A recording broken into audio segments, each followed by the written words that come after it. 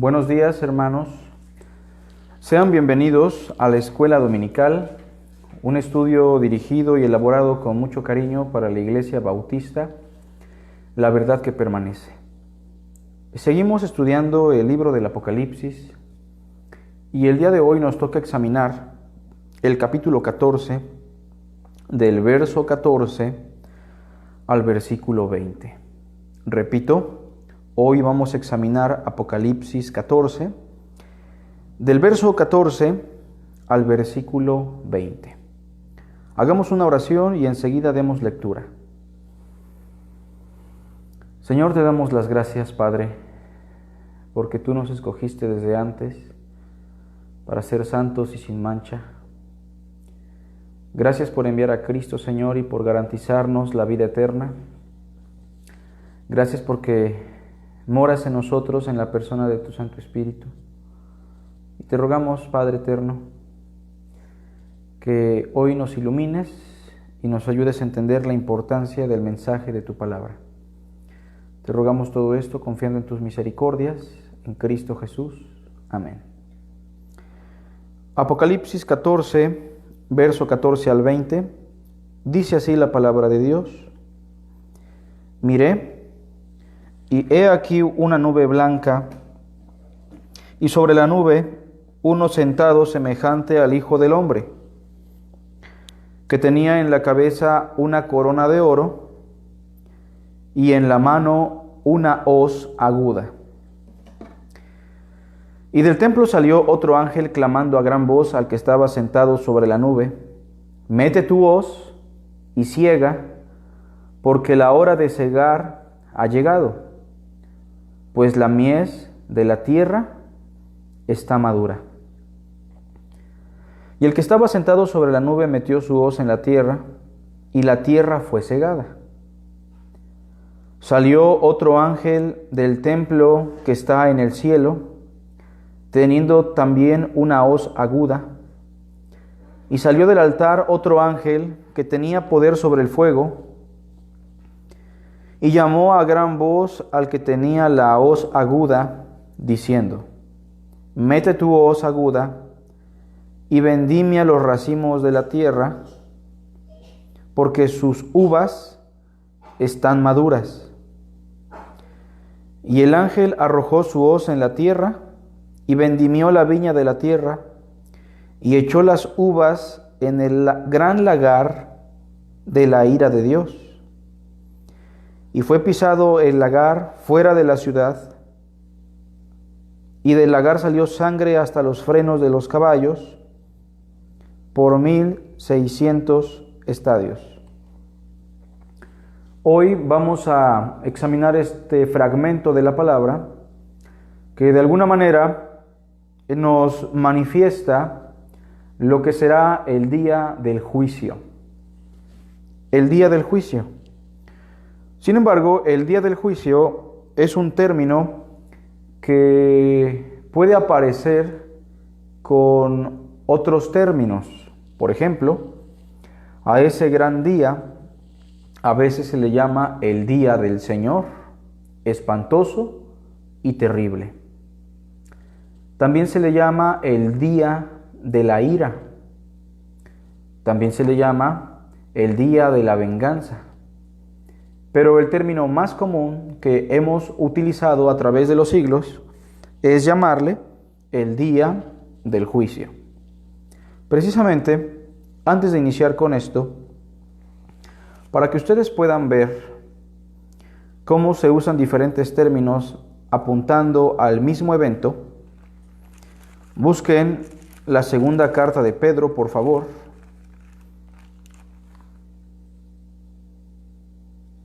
Segunda carta de Pedro, capítulo 3, y noten cómo ese día se explica con diferentes palabras o con diferentes términos que aluden al mismo acontecimiento. Segunda de Pedro 3, versículo 7. Pero los cielos y la tierra que existen ahora están reservados por la misma palabra, guardados para el fuego en el día del juicio. y de la perdición de los hombres impíos. Noten cómo en el verso 7 se habla de este día como el día del juicio, un día en el cual experimentarán la perdición eterna todos los hombres impíos. Juntamente con eso también se habla de un cataclismo universal, se habla básicamente de lo que va a experimentar nuestro universo. Y en el capítulo 3, versículo 10, se vuelve a explicar lo mismo, pero con otros términos. Vean cómo dice: pero el día del Señor. Ahora se le llama aquí el día del Señor. Pero es lo mismo que quiso decir en el verso 7, día del juicio o día del Señor.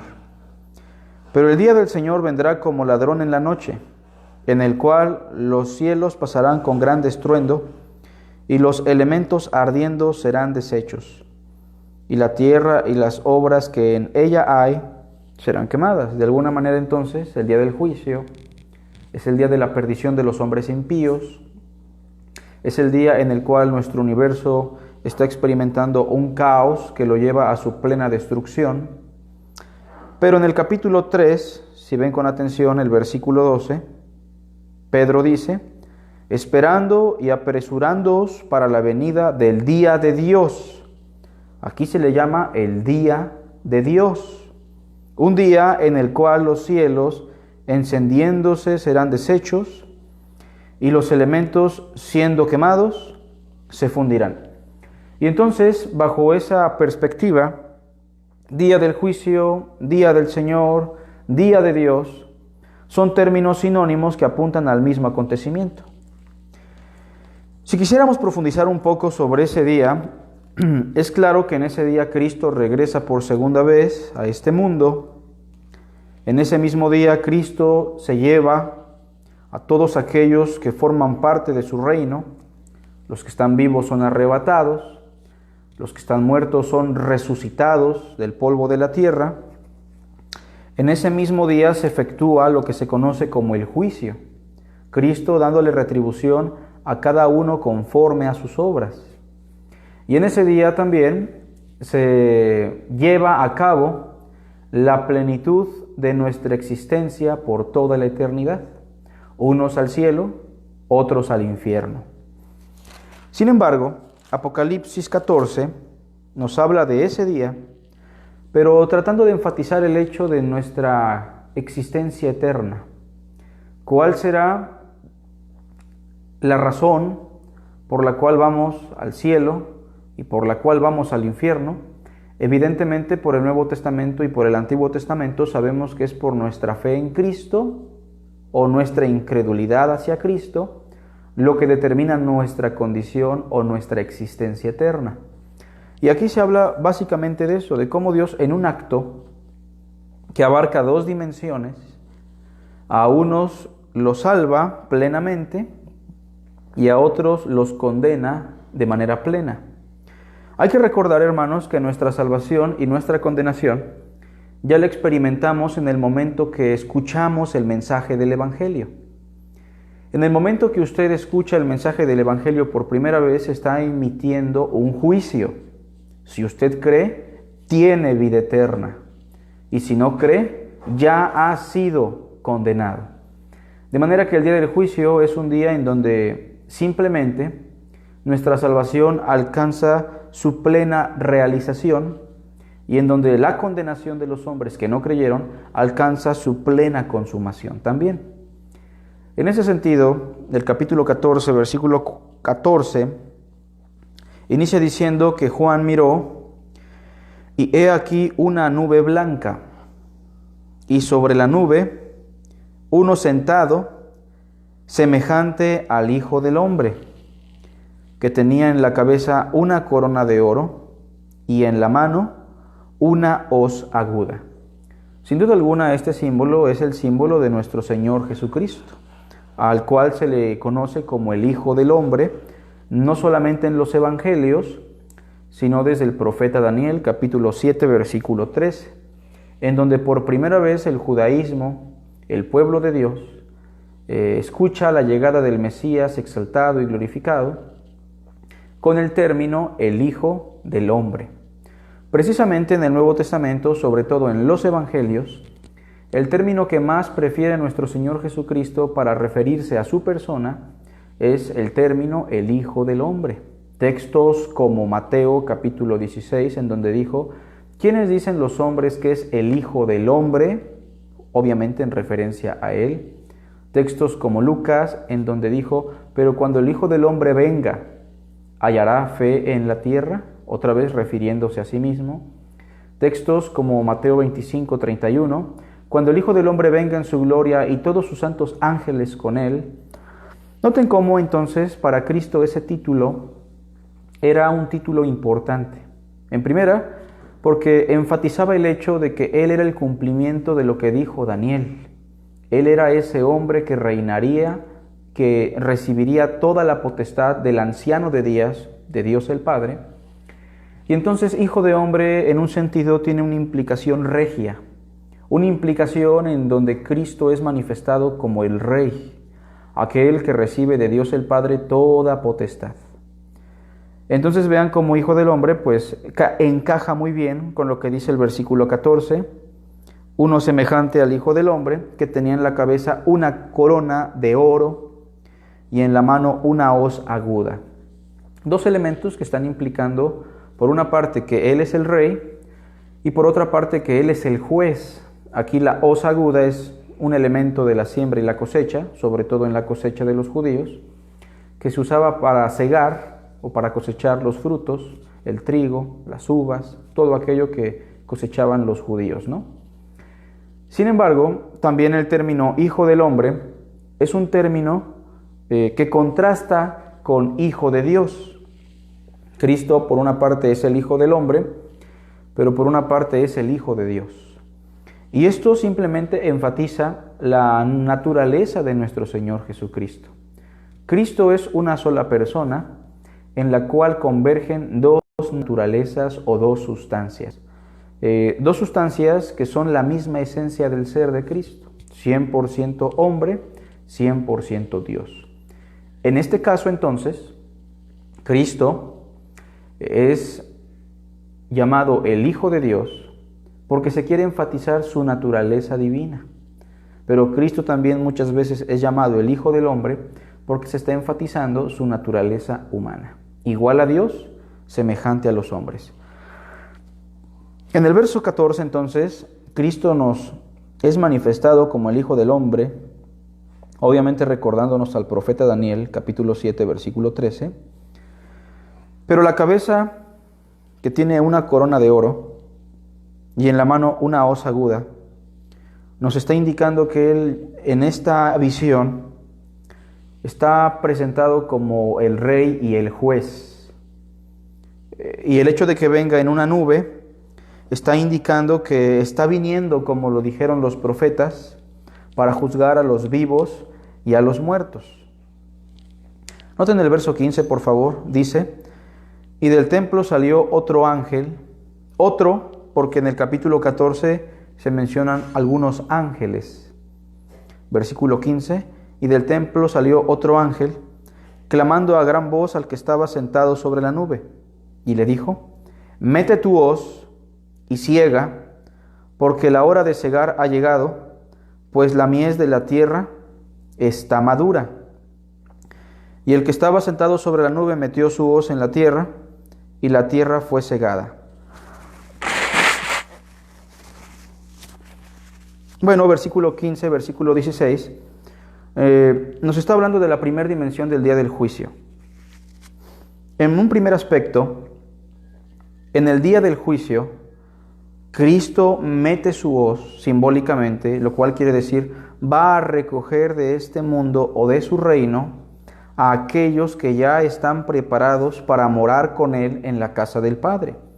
De manera que la primer ciega o el primer corte que se menciona del verso 15 al verso 16 tiene que ver con una realidad que vamos a experimentar. Cristo nos tomará para con Él, para que moremos eternamente en la casa del Padre.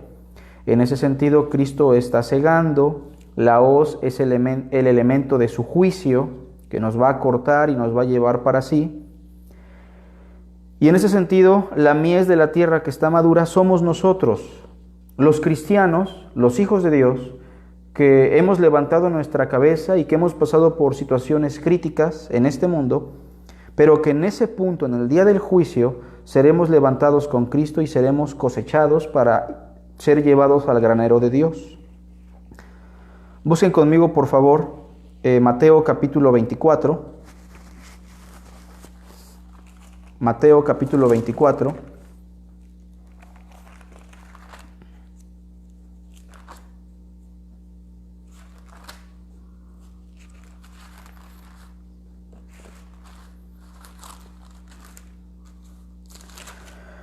Hablando del día del Señor o del día del juicio, Mateo 24, versículo 29 en adelante, nos habla de diferentes acontecimientos, entre los cuales se menciona el primer corte que aparece de manera simbólica en Apocalipsis 14, 15 y 16.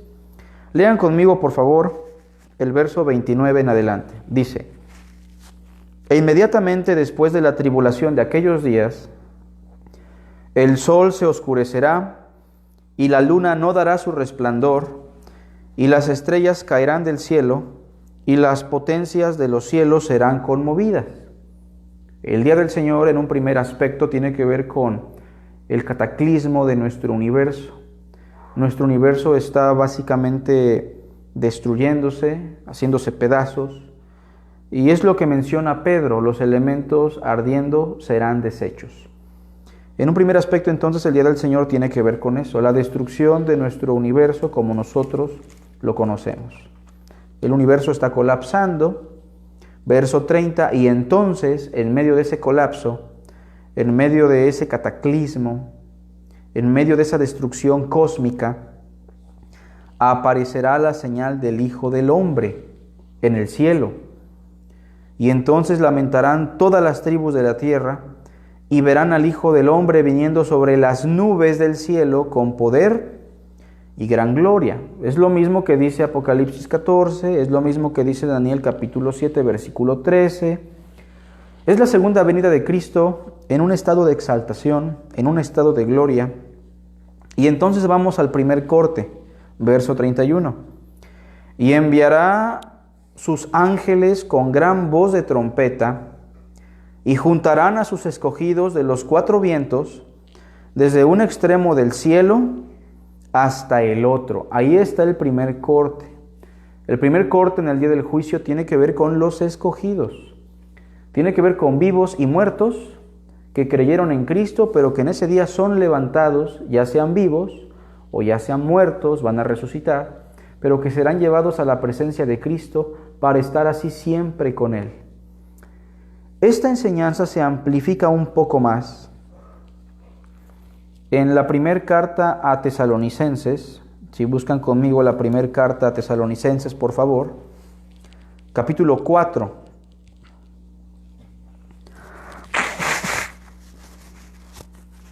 Perdonen, pero es que ando un poco agripado por el cambio de clima. Viajo seguido al puerto de Veracruz y regreso a Jalapa y me ha afectado un poco eso. De todas formas, vamos a tener precaución por cualquier otra situación. Pero bueno, Primera Tesalonicenses capítulo 4, versículo 16 al 17. Hablando en el contexto de la venida del Señor, del día de Cristo, el día del juicio, aquí se habla también de ese primer corte.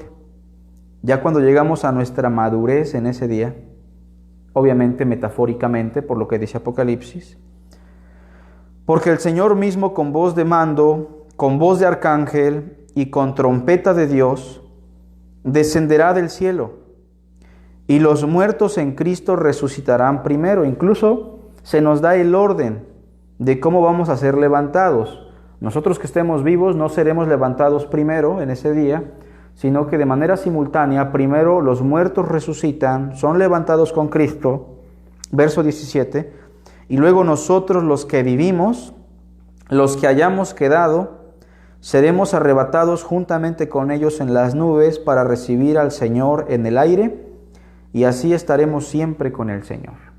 O sea, aquí se cumple otra vez la idea de Apocalipsis 14, donde el primer corte tiene que ver con el levantamiento de los santos.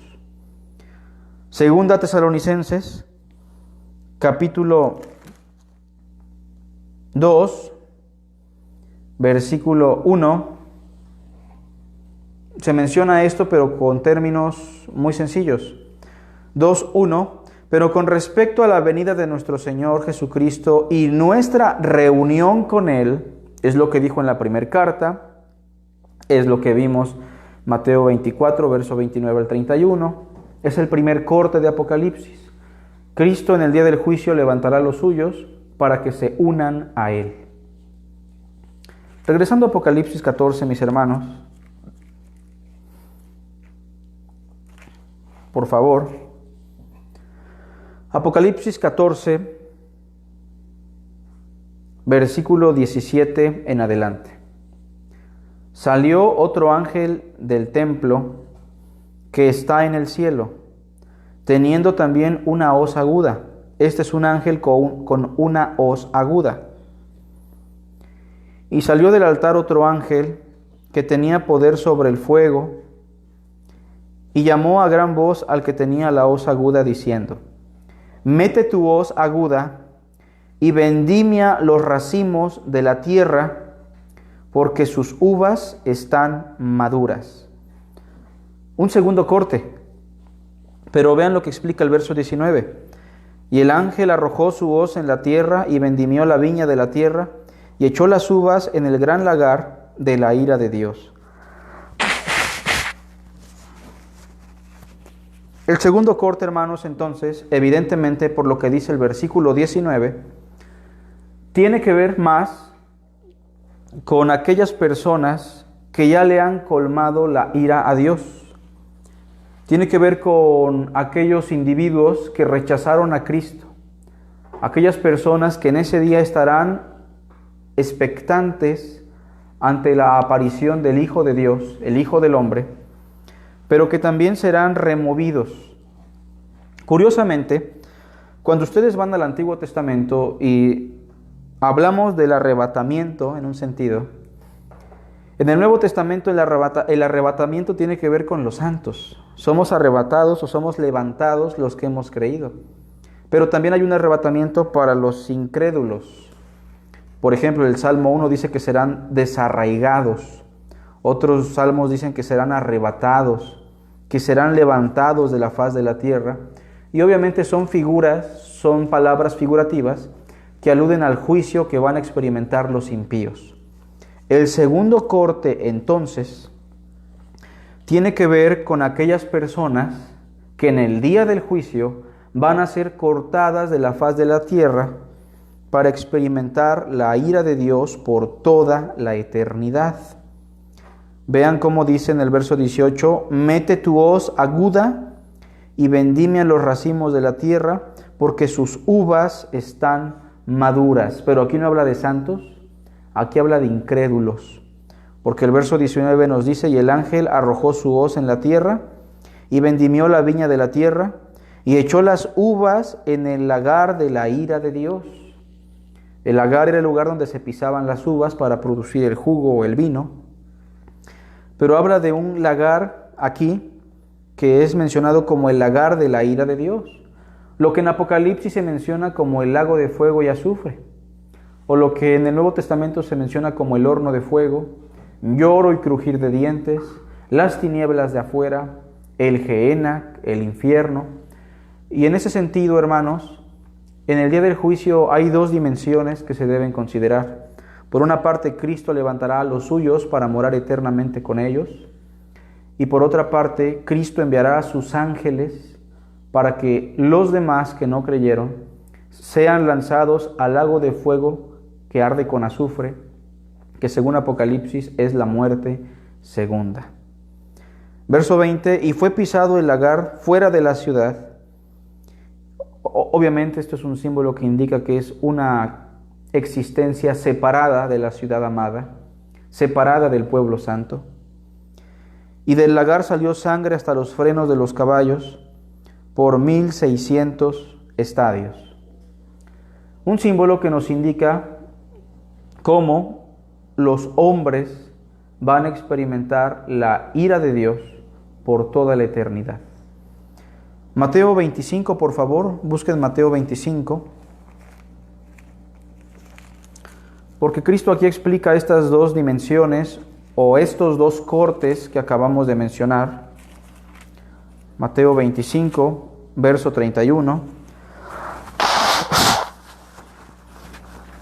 Vamos a dar lectura al verso 31, por favor.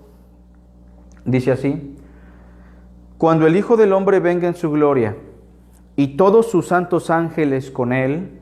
¿Verdad que en Apocalipsis 14 se menciona al Hijo del Hombre exaltado con una corona, pero también se mencionan a los ángeles? Bueno, esto está explicado aquí.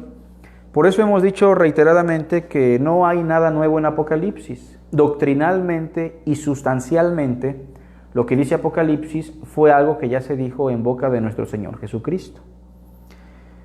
Y serán reunidas delante de él todas las naciones, y apartará los unos de los otros como aparta el pastor las ovejas de los cabritos. Hay una separación en dos dimensiones. Aún no los juzga, pero ya los separó. Y eso nos está indicando que desde antes de juzgarles, Cristo ya sabe quiénes son los suyos y quiénes no son los suyos. Cabritos y ovejas. Verso 33, y pondrá las ovejas a su derecha y a los cabritos a su izquierda. Y entonces viene el primer corte, verso 34.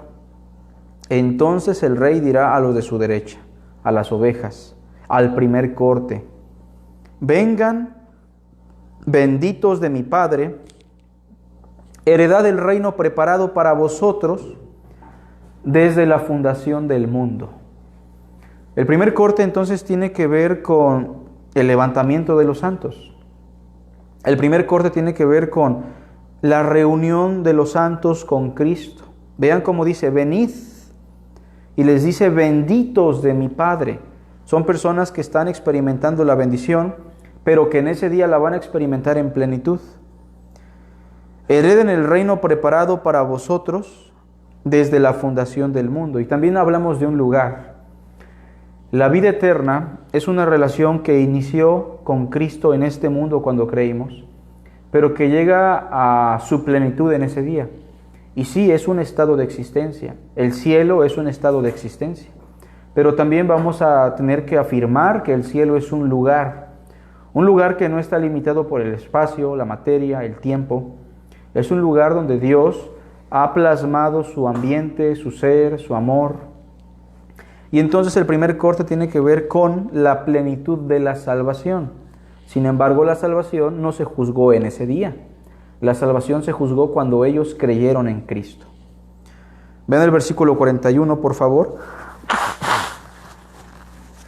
Entonces dirá también a los de la izquierda: apartaos de mí, malditos, al fuego eterno preparado para el diablo y sus ángeles. El segundo corte, esas uvas que fueron lanzadas al lagar de la ira de Dios, están explicadas aquí. Son las cabras o son los hombres incrédulos que rechazaron a Cristo.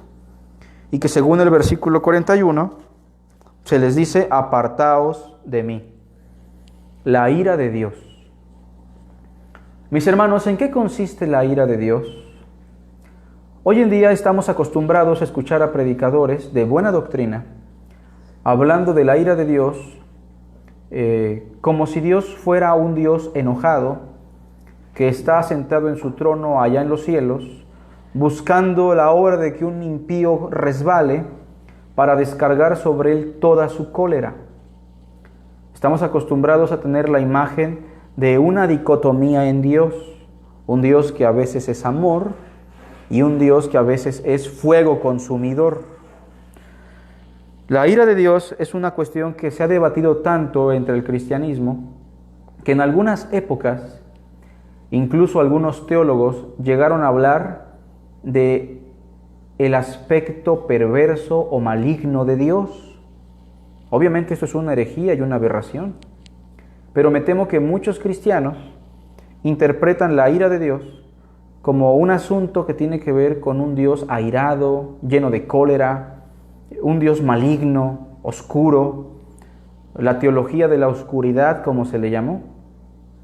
Algunos cristianos incluso, pues se les puede llamar cristianos, consideran que el Dios del Antiguo Testamento era un Dios de ira, de enojo, de cólera, un Dios injusto que acababa con poblaciones enteras, incluyendo a los niños, un Dios demasiado airado.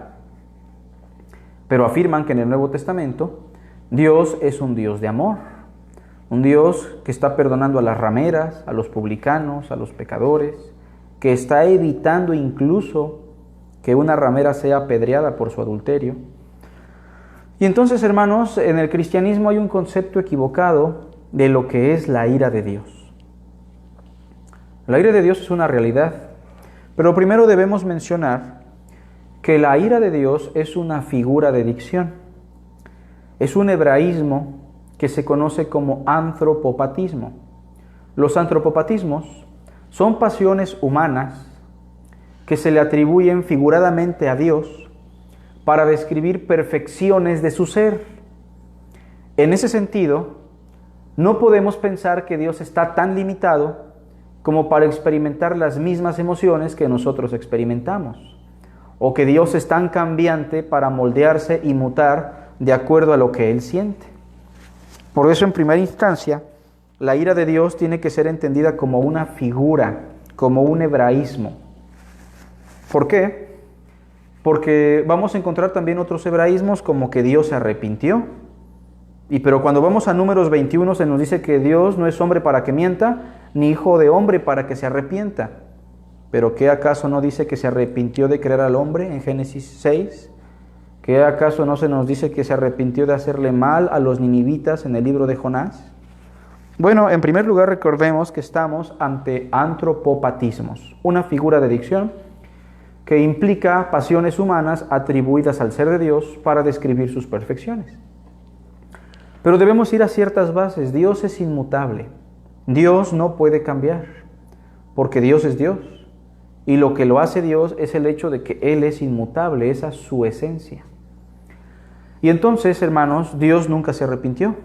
Más bien, Dios actúa de acuerdo a cómo el hombre muta, a cómo el hombre cambia. Dios simplemente manifiesta su amor en la medida de cómo el hombre reacciona ante el amor. Una de las premisas máximas del ser de Dios es el hecho de que la Biblia dice que Dios es amor. Esa es la esencia de Dios. Y si pudiéramos hablar del ser de Dios, tendríamos que decir Dios es amor. La justicia, la misericordia, el perdón, la santidad, el conocimiento, la sabiduría, la inmutabilidad, todos los atributos de Dios tienen su punto de encuentro en el amor. Y entonces, si Dios es amor, debemos considerar que Dios amaba de la misma manera tanto a Caín como a Abel. Debemos entender que Dios ama tanto a un incrédulo como a un creyente. Claro, podemos hablar de ciertas distinciones soteriológicas, pero el hecho es que Dios amó al mundo. El hecho es que Dios ama a la humanidad. Dios no ama condicionalmente porque seas creyente o porque seas incrédulo. Eso limitaría el amor de Dios. Dios es amor. Y entonces, si Dios es amor, la pregunta es, ¿por qué Dios condena a los hombres? ¿Por qué Dios expresa su ira hacia los individuos que no creyeron en Él? ¿Sí me están entendiendo un poquito esto? Porque de hecho el verso 41 es muy fuerte. Cristo les dice, Cristo siendo la expresión máxima del amor, les dice a estos hombres en el día del juicio, apártense de mí, malditos. Y si alguien dice, bueno, es que ahí está siendo justo, eso suena como que, bueno, ahí ya dejó de ser amor, pero cambió a justicia. Estamos de acuerdo que Dios es justo y que Dios hace esto porque es justo, pero es que la justicia es amor, ¿se entiende? La injusticia no es amor, pero la justicia es amor. Y si es justo que los condene, entonces Dios está actuando con amor.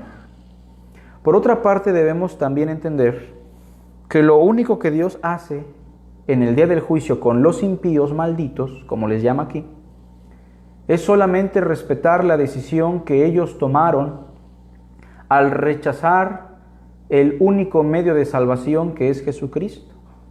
Y como Dios es amor, Dios también en su ser es perfecto y respeta la libertad consciente de cada criatura. Y en este caso, las únicas criaturas conscientes en este mundo somos los seres humanos. Y entonces, el que Dios les diga, apártense de mí, pudiera ser, con otras palabras, Dios diciéndoles, pues ya llegó la hora para que tengan una existencia como ustedes siempre la quisieron, una existencia sin mi presencia. Y no pensemos en los incrédulos como personas que están llorando, tristes, agobiadas, porque Dios no se los llevó al cielo. Veámoslos como personas que realmente odian a Dios, no quieren nada con Dios en esta vida, y Dios simplemente les está dando lo que ellos quieren, está respetando su decisión. En esta vida no quisieron tener una relación con Cristo, y Dios simplemente los está llevando a una eternidad que ellos eligieron, una eternidad sin la presencia de Dios, sin la vida eterna. No quieren conocer a Dios ni al Hijo. Y entonces vean cómo la eternidad en el verso 41 se describe como una existencia sin Dios. La eternidad en el infierno se describe como una existencia apartada de la presencia de Dios. Apartaos de mí. Hay unos predicadores que dicen que el cielo es el cielo porque Dios está ahí, y que el infierno es el infierno porque Dios está ahí. Bueno, Dios en su soberanía, precisamente, se excluye del infierno, según el verso que tenemos aquí, y en eso consiste el tormento. El peor horror que puede experimentar un ser humano, el peor tormento, la mayor atrocidad que una persona puede experimentar, la existencia más vil y miserable, es aquella que no tiene la presencia de Dios ni de Cristo. Y no es algo que yo estoy inventando. De hecho, Mateo 7:23 nos dice, apartaos de mí, hacedores de maldad. Aquí, apartaos de mí, malditos, por cuanto todos pecaron y están separados o excluidos de la gloria de Dios. Tenemos por ahí 2 Tesalonicenses capítulo 1, excluidos de la presencia del Señor y de la gloria de su poder. ¿En qué consiste el infierno?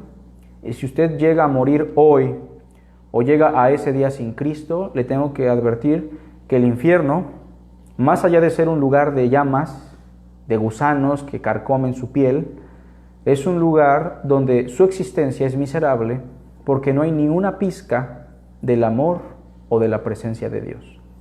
Pero también es un lugar, no solamente es un estado de existencia.